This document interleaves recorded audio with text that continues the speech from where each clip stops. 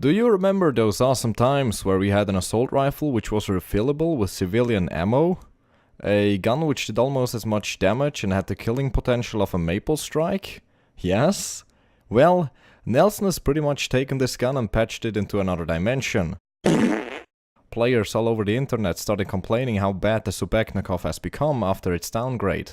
Now, although I had the same feeling for this gun when I've played it for the first time after the patch, there is in fact a way how you can use this gun effectively and turn it not only into a decent, but amazing weapon for close-range engagements. But firstly, let's get the spawns out of the way. The Zubeknakov is commonly found around Russia's military camps. For the other maps, it will mainly spawn in ranger locations or around radio towers.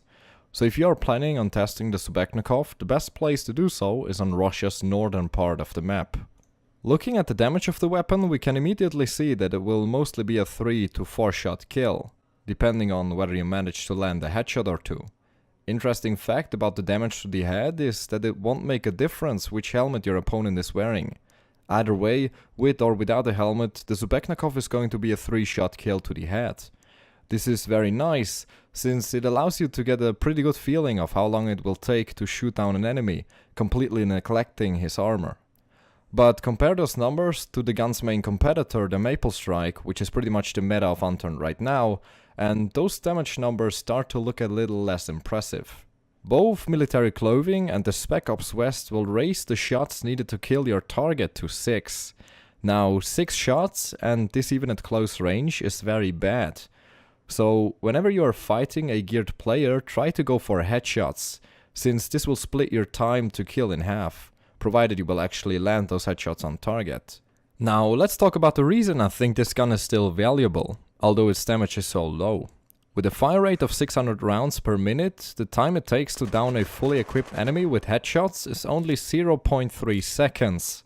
Now after 0.3 seconds I haven't even realized that I'm getting shot at by something.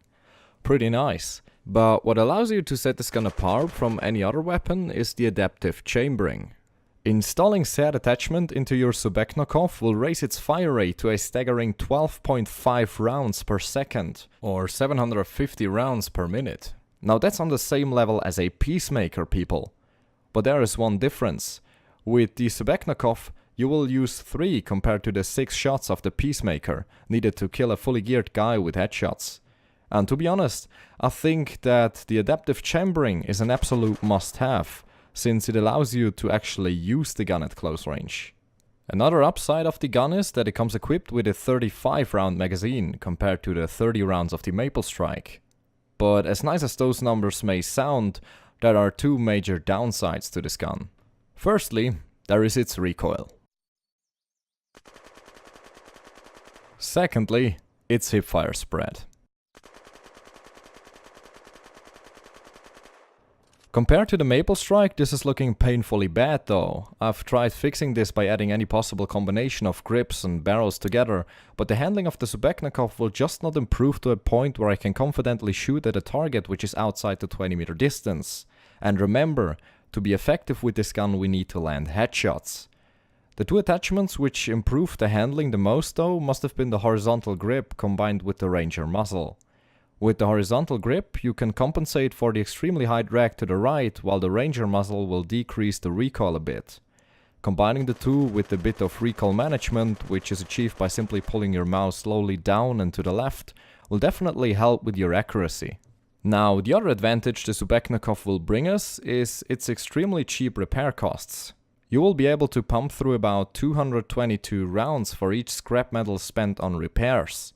Compare this to the 125 rounds of the Maple Strike and you can clearly see that this gun will last you an eternity. Summed up, I'm kind of surprised about those results.